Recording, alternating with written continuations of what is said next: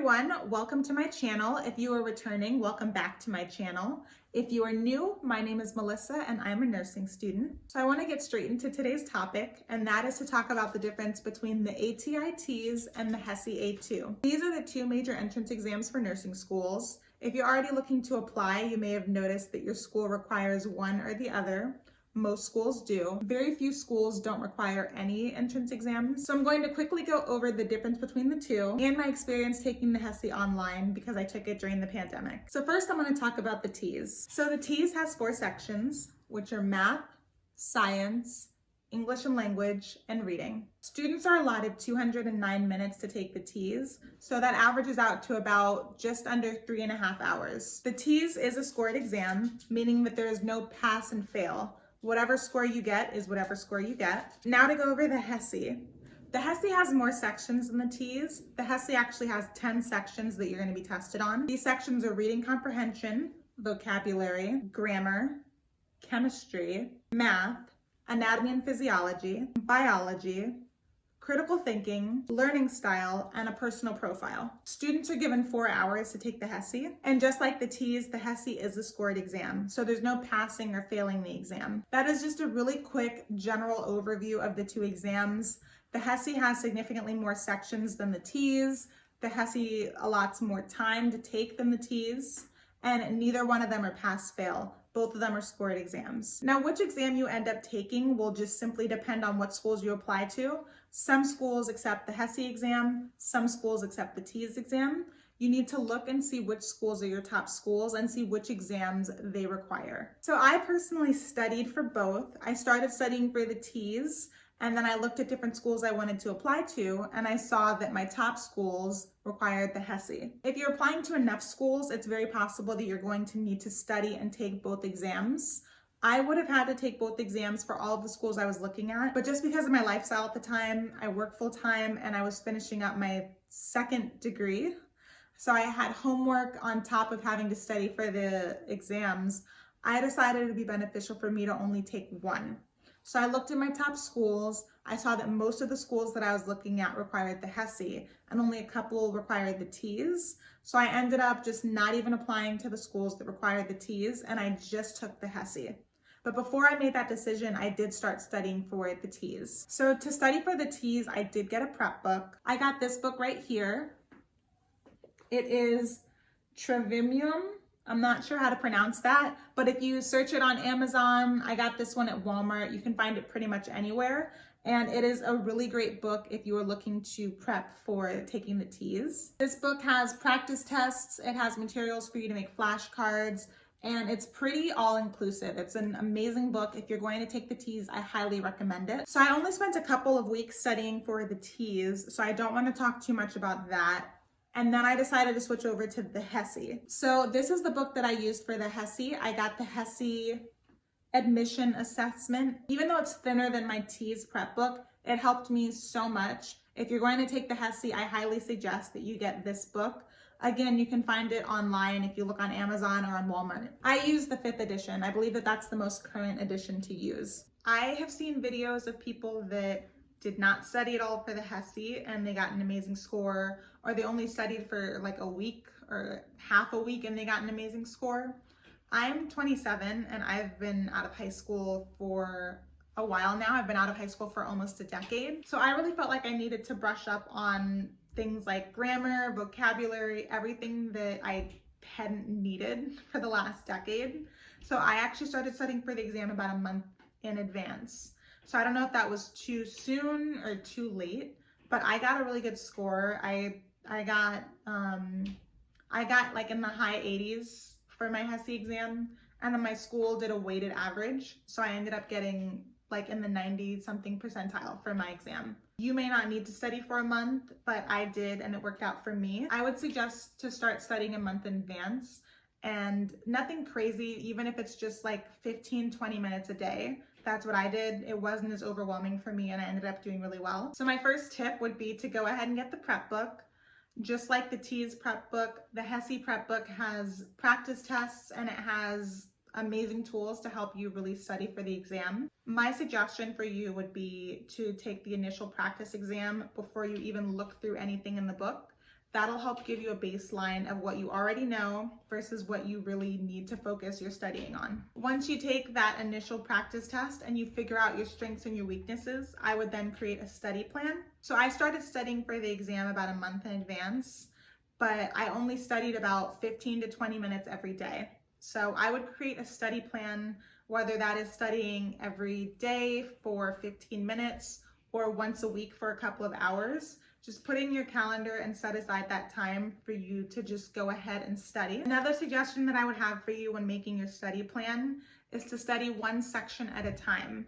So for me, like I said, I hadn't been in high school for almost a decade, so it just seemed like a lot of random general material for the most part. So what I did was I tackled one section at a time, just so that it didn't seem so large to me. That way it kind of broke up the exam and broke up my studying, so I only studied a little bit at a time. And so I actually studied with English and vocabulary. So if you end up getting the prep book, they actually have a list of words that will most likely be on the exam. And so I looked at that list, and any word that I either didn't know or was not totally comfortable giving the definition for, I made flashcards of it. It was a large pile of flashcards, and I cut that pile up into like 4 parts and learned it that way. So I would take a fourth of the pile, completely master that over a couple of days, and then I'd move on to the next pile and the next pile and work my way through. And so it took me about maybe a week and a half to 2 weeks to get down all of the vocabulary. And even though I did that about a month in advance, every day after that, I would go ahead and just review my flashcards. I kind of just incorporated it into my life. In the morning before work, as I was getting ready and doing my makeup, I would review my flashcards. In the evening when I was cooking dinner, I would be at the stove cooking, and my husband would be sitting down and just like reviewing the flashcards with me. And that way it was really ingrained in my head. And I actually ended up scoring the highest in that section. For grammar, the grammar section was not extremely difficult. If you just graduated high school, you'll probably do fine on the grammar section. But like I said, it's been a decade since I left grade school. So there were really simple things like adjectives and adverbs, basic things that I don't really have to think about in everyday life.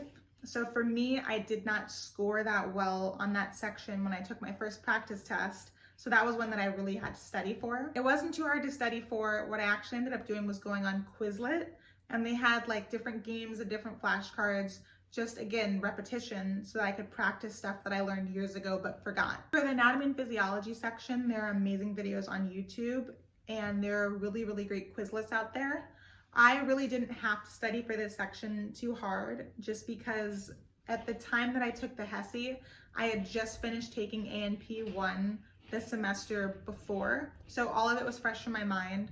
All I had to do was spend like a couple of days just reviewing different things that I learned in A&P 1. I heard that you had to take A&P 1 and 2 before taking the HESI in order to do well in that section, and that's not true. I only took A&P 1. I didn't take 2 yet, and I took the HESI and I did perfectly fine on that section. If you hear squeaking, I'm sorry, my dog is playing with a squeaking toy.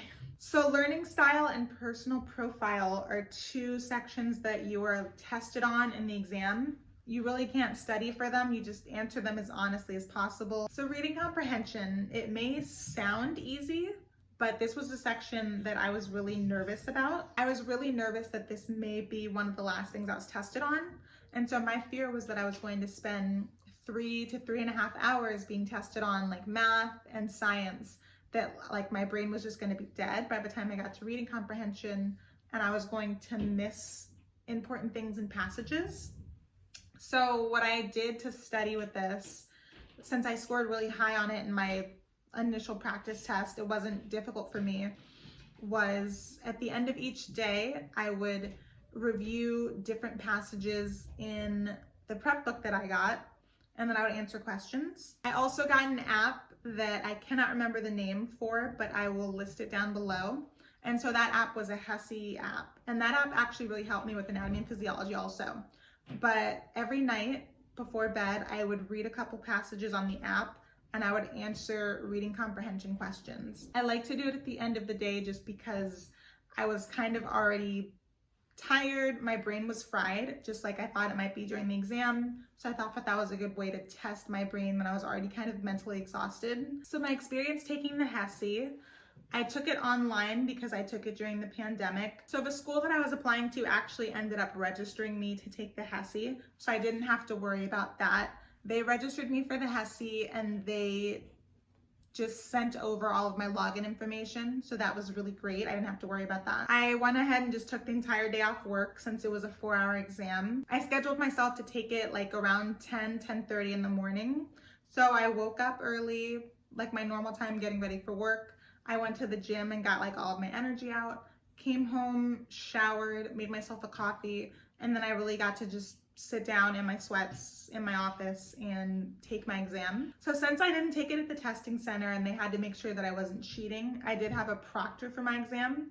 So before the exam started, I had to go through this weird software thing to make sure that my computer had the proper software to take the exam. My proctor had access to my computer, so they had remote access to my computer. I had to grant it to them. So before I started the exam, my proctor looked at my screen remotely and made sure that I didn't have any tabs open. You can't cheat on this exam. They check to make sure that you don't have any other tabs open. You have to have your camera on at all times during the exam so they can see if you're looking off to the side, or they can see if you're on your phone looking up answers. They actually make you pick up your laptop and show it around the room to make sure you don't have anything posted on the walls. They make you take a picture of your computer screen and your desk area on your phone and send it to them, and then they make you put your phone away. So the setup of the exam was pretty cool. So once you log in, the proctor checks your area to make sure that you don't have any materials out or that you're not cheating and that your area is perfectly fine. And once you start the exam, you start on this home page.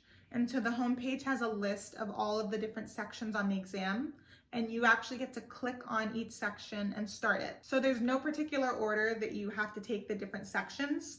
As long as you take all 10 sections within 4 hours, you're perfectly fine. And once you start a section, you do have to finish it. So let's say that you start grammar and for whatever reason you want to swap out and do math, you can't do that.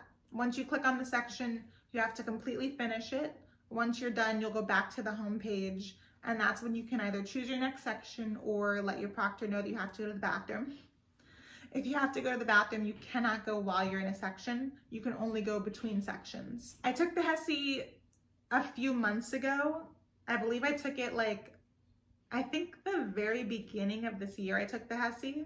Towards the beginning of the year I took the HESI. I took it a few months ago. So I don't fully remember what order I did everything, but I believe that reading comprehension was one of the first things that I did. I wanted to get it out of the way while my brain was still fresh and I was able to focus on everything. And then since my strongest section was vocabulary, I believe that I did that last. So I did math and science in the middle, somewhere in the middle. And then once I got kind of tired and bogged down with that, that's when I switched to the easier personal profile and critical thinking sections. So I got in the high 80s for my HESI exam score, but once my school got it, it was a weighted average of the 90 something percentile. I believe it was a 96 or something. So you also want to look and see if your school has weighted scores for the exams. What a weighted score means is that not all of the sections are scored equally. I don't know if this is common for a lot of schools to do that, but that is something that you want to look at just to help gear how you study. If you're looking at a school that does weighted averages or weighted scores, you want to look and see which sections are graded the heaviest so that you can make sure to study those sections more than sections that are scored a lot less.